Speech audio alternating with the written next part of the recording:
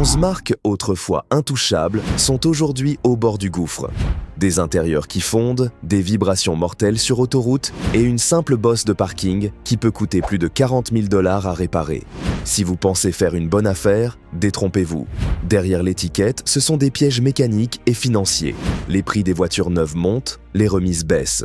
Et à l'approche d'un grand week-end où l'on voit d'ordinaire des soldes pour Memorial Day, le constat est brutal. Des marques automobiles iconiques, jadis reines de la route, se battent désormais pour survivre.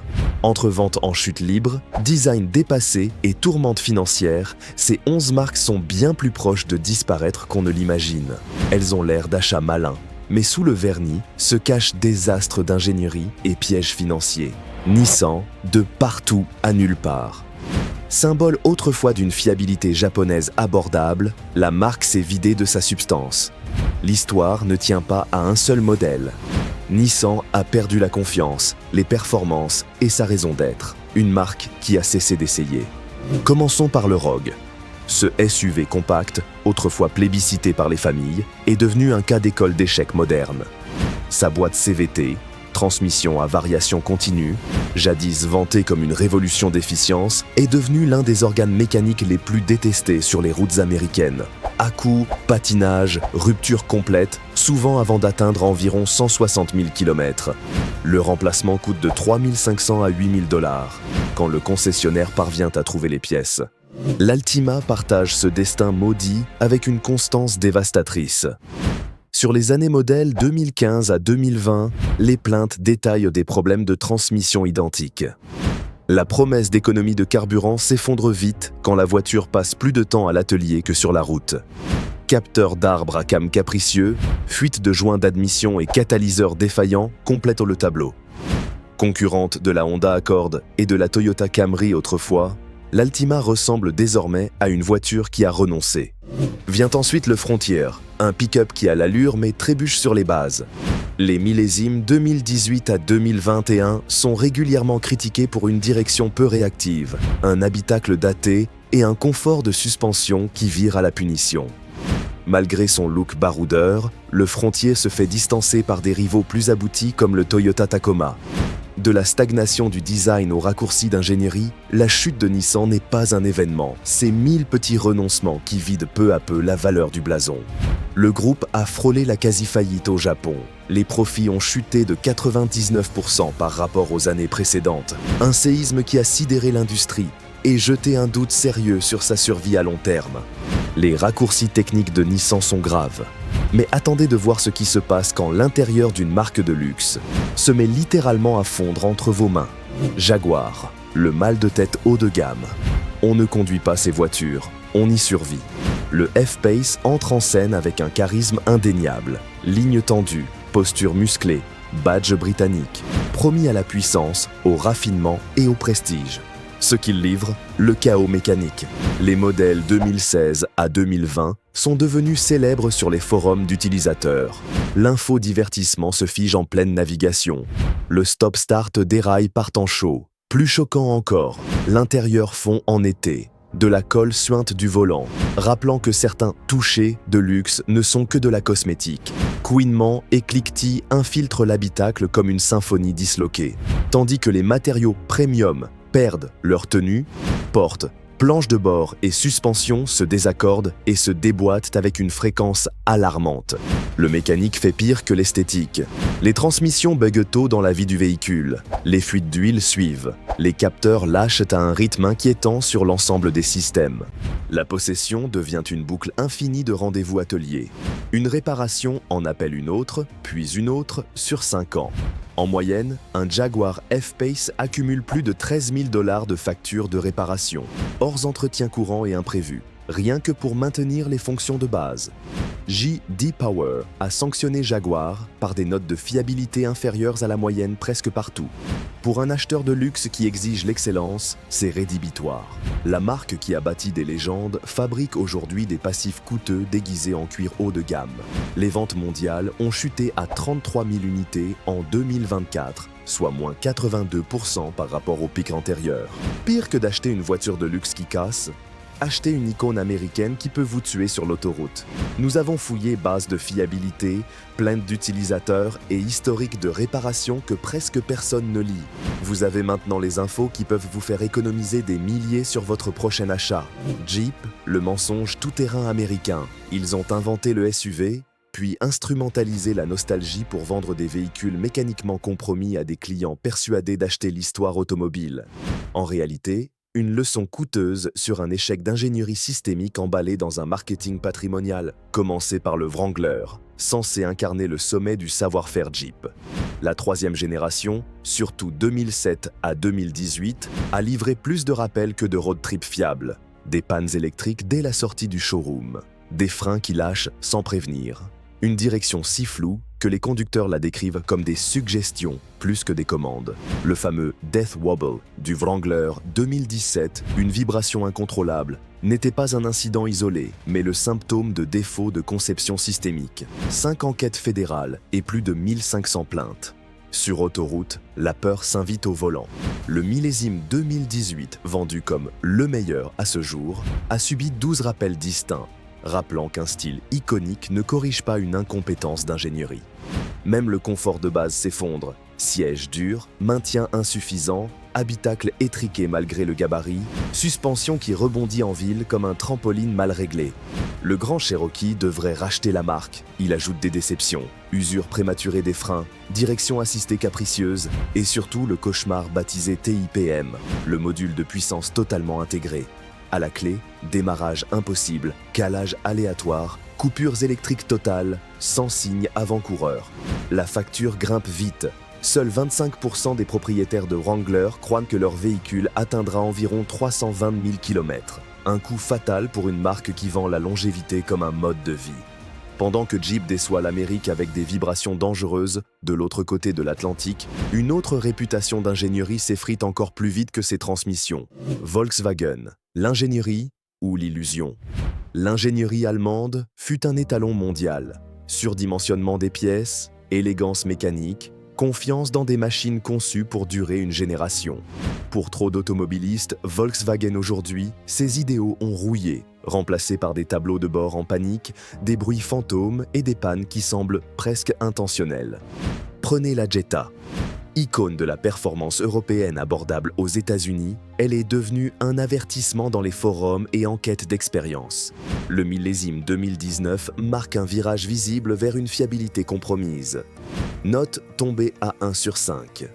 Les propriétaires pointent des transmissions fondamentalement défaillantes, hésitantes au passage de rapport, à-coups et crissements, particulièrement en mode éco.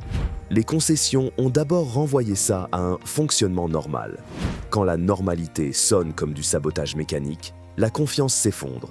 Et plus le temps passe, pire c'est. La Jetta est touchée par des joints de culasse qui lâchent, provoquant fuite de liquide de refroidissement, surchauffe et dégâts moteurs à plusieurs milliers de dollars, trop souvent bien avant des kilométrages élevés. Montée d'un cran avec l'Atlas, le SUV familial ultime, selon le marketing. Les ennuis moteurs commencent avec les coussinets de bielle, petites pièces qui encaissent tout le couple de la course de puissance. Quand ils lâchent, c'est la catastrophe. Calage en plein trafic, voire grippage total. Côté freinage, des maîtres cylindres provoquent des pertes totales de frein sans prévenir. Le pire, vous ne voyez le désastre arriver qu'une fois dedans. L'électronique ajoute une couche de frustration. Plantage d'infodivertissement, alerte fantôme, caméra de recul capricieuse. Volkswagen a bâti sa réputation sur la fiabilité et la précision. Ce que vivent les conducteurs aujourd'hui, c'est une illusion coûteuse qui s'effondre dès que la conduite réelle commence. Et leur division luxe réussit à facturer le double, pour les mêmes problèmes, agrémentés de quelques surprises hors de prix. Audi, le prestige en pièces. La Q5 promet raffinement, performance allemande et précision d'ingénierie, empaquetée dans une expérience soignée. Plus on roule, plus l'image se délite en déception onéreuse. Sous la tôle sculptée et les LED étincelantes, des ratés mécaniques, des angles morts de conception et des cauchemars de fiabilité qui transforment la possession premium en contrat à durée indéterminée de maintenance. Le 2,0 litres turbo devrait être un chef-d'œuvre. En théorie, il marie performance et efficience. En pratique, il boit l'huile comme une vieille épave. Certains propriétaires doivent refaire l'appoint chaque semaine pour éviter l'alerte de pression. Laisser descendre le niveau accélère l'usure. Pour les moins chanceux, c'est la casse moteur hors garantie. Puis vient le système de ventilation de Carter, PCV, crucial pour les émissions et la pression. Sur la Q5, il échoue précocement, provoquant latence à l'accélération, raté et régime instable. Le pack Techno n'offre aucun répit. Écran qui se fiche en navigation, clim qui bascule en plein été sur chauffage, aide au stationnement qui hurle pour rien, caméra arrière qui clignote ou lâche. Et quand on croit avoir tout vu, l'Audi ajoute des infiltrations, humidité sous les tapis et au coffre, avec moisissures, corrosion et pannes électroniques. Même les systèmes de sécurité trébuchent, freinage d'urgence, angle mort, régulateur adaptatif, autant de capteurs capricieux qui rendent la tech avancée inquiétante. La valeur de revente glisse, les coûts montent et l'attente pièce s'étire sur des semaines. Même les cauchemars d'huile d'Audi pâlissent face à une voiture si ratée que le constructeur l'a effacée en silence. Mitsubishi, quand le pas cher coûte plus. La Mirage n'a pas été retirée avec tambour et trompette. Elle a été gommée, chuchotée, enterrée sous des stocks que les concessions n'écoulaient pas malgré les remises. Ce désastre de sous-compact attire par un prix trop beau pour être vrai, puis vous punit à chaque kilomètre.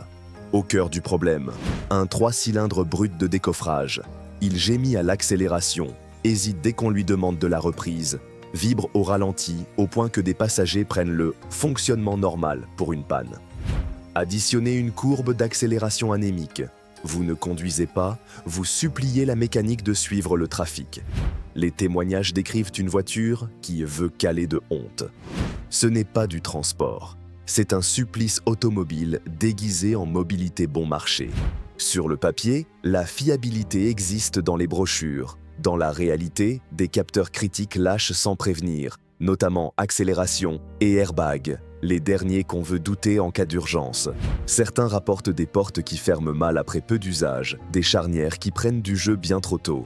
Si une voiture ne garantit ni fermeture correcte, ni déploiement d'airbag en crash, son petit prix devient un risque, pas une astuce. L'habitacle n'arrange rien. On dirait un design d'économie de 2005. Plastique si mince qu'ils fléchissent aux genoux. Tissu qui s'effiloche après quelques étés. Les crash tests sont médiocres, surtout pour les passagers arrière. Même les coûts d'entretien faibles s'évaporent quand les passages ateliers deviennent plus fréquents que les vidanges. La promesse mathématique du « pas cher à l'usage » explose quand la fiabilité est si faible que les visites se multiplient. La Mirage a disparu du marché américain fin 2024. Pas de restylage, pas de remplaçante, pas d'adieu. Elle s'est volatilisée comme une erreur industrielle. Et ce scénario pourrait bien se répéter avec la marque suivante. Fiat, le bonbon sur échasse. La 500L montre ce qui arrive quand le style l'emporte sur l'ingénierie. Look décalé? Oui. Style mémorable? Certainement. Fonctionnel au quotidien? Loin des standards acceptables.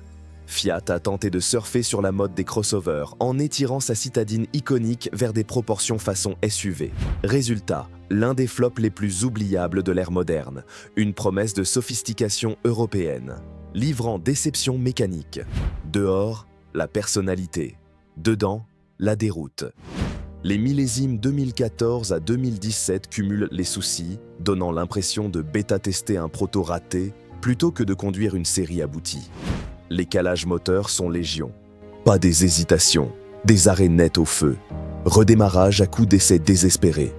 Chaque feu rouge devient une roulette russe mécanique. Les transmissions emboîtent le pas avec une prévisibilité déprimante. Rapport qui décroche, crissement alarmant.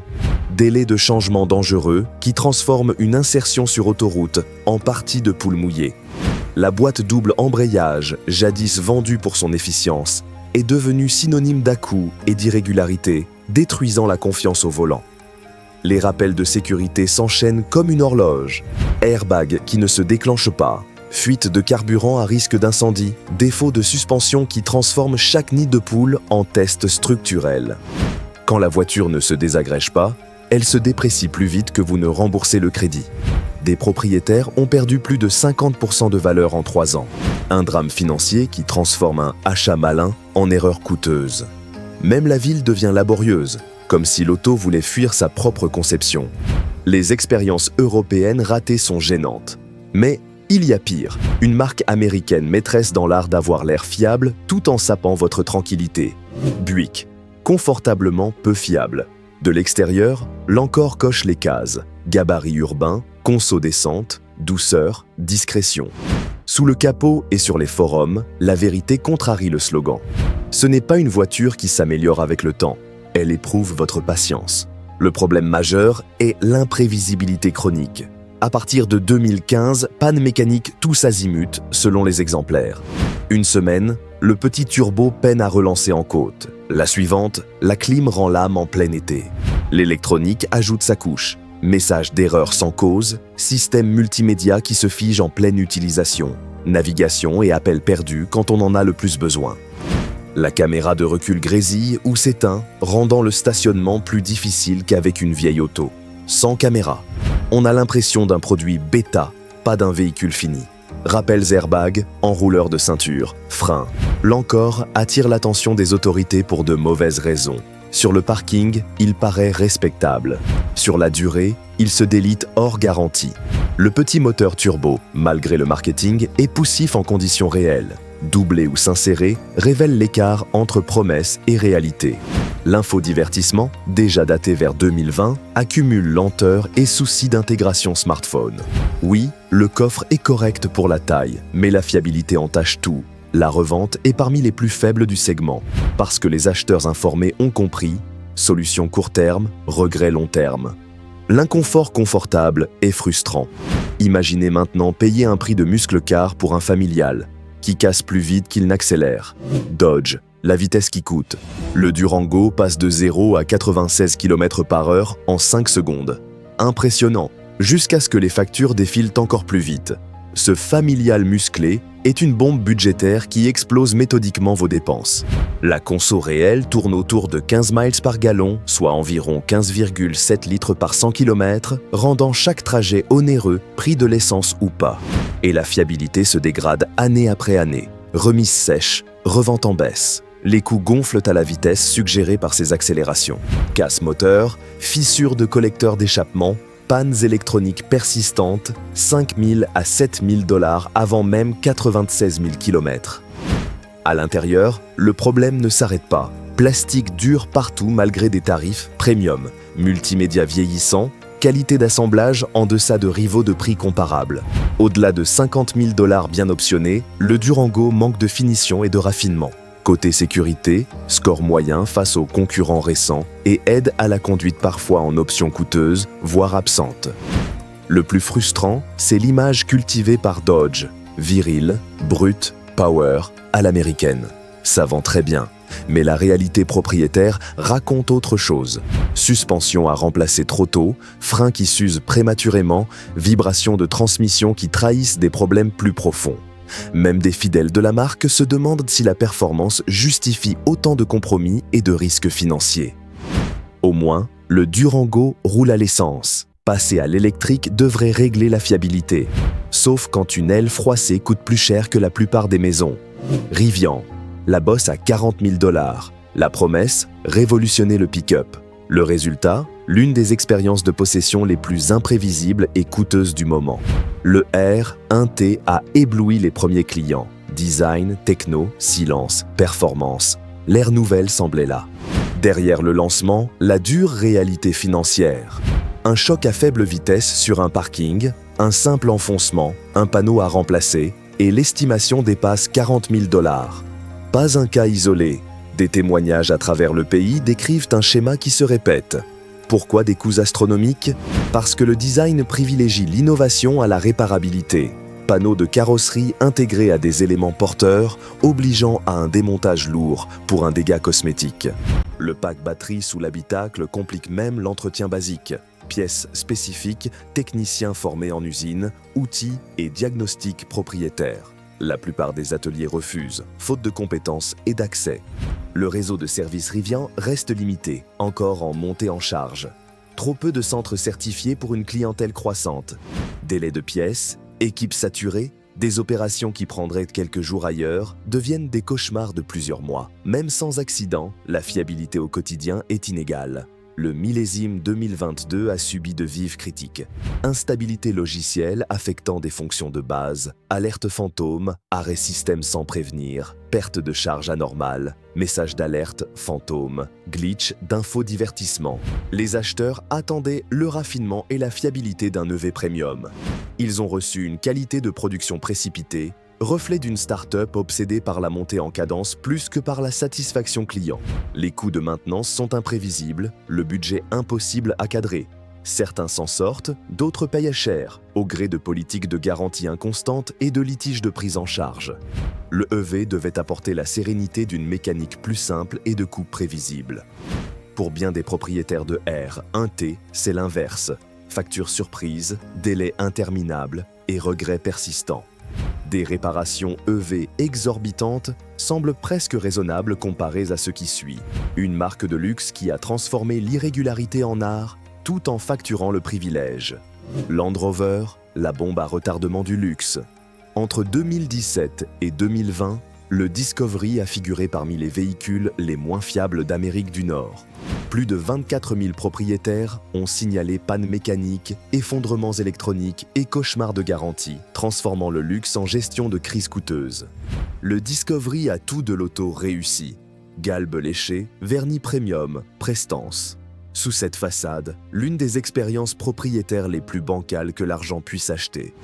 Commencer par la suspension pneumatique, censée offrir garde au sol réglable et confort supérieur. En réalité, ce système complexe s'affaisse souvent dès les premières années. Véhicule penché, qui s'écrase, ou strictement immobilisé jusqu'à une réparation onéreuse. La chaîne cinématique ajoute l'insulte mécanique, boîte de transfert qui se grippe sans prévenir, bruit d'arbre qui annonce la casse, transmission qui donne des à-coups impossibles à corriger sans démonter de grands pans du groupe motopropulseur. Des réparations au coût d'une citadine neuve. Pour des véhicules vendus neufs bien au-delà de 60 000 $, la fragilité est sidérante. L'électronique n'est pas meilleure. Infodivertissement qui gèle, redémarre au hasard ou vous bloque hors des fonctions de base. Accès main libre capricieux. Climatisation qui bègue. Combinés numériques qui s'éteignent totalement, privant d'infos critiques. Le classique britannique, version digitale. Des toits qui fuient abîment l'intérieur. Des ajustements de carrosserie indignes des tarifs. Des freins qui posent des problèmes de sécurité et de performance. Au final, il faut surveiller la voiture en permanence pour rester dans le service minimum. Ce n'est pas le luxe serein que l'on attend. Et pourtant, Land Rover continue de vendre une illusion aspirationnelle. Les clients se laissent séduire par le blason et des campagnes sophistiquées, convaincus d'acheter l'élite des capacités. Ils découvrent après coup des véhicules qui passent bien plus de temps à l'atelier qu'à transporter leurs propriétaires. Même l'expérience en concession est inégale. Délai pièces interminables, peu de solutions aux problèmes récurrents, coûts de service qui s'envolent sans que la qualité ni la fiabilité ne suivent. Le pire commence hors garantie. Les pièces coûtent une fortune, positionnement luxe oblige, la main-d'œuvre est facturée au prix fort, sans reflet de qualité ou de fiabilité. Plus inquiétant, les procédures révèlent souvent d'autres soucis en cours de route, empilant les dépenses. Certains propriétaires dévoués dépassent 10 000 $ par an pour maintenir un Discovery, juste opérationnel. Des coûts qui excèdent la mensualité d'un concurrent fiable. Le marché de l'occasion a bien compris. La valeur s'écrase plus vite en 3 ans que presque n'importe quel autre SUV de luxe. Et les reprises plongent plus vite que chez les rivaux. Parmi ces marques, lesquelles avez-vous croisé? Les ennuis sont-ils arrivés tôt ou se sont-ils invités après la garantie? En 2025, voici les pièges à éviter si vous tenez à votre budget et à votre tranquillité.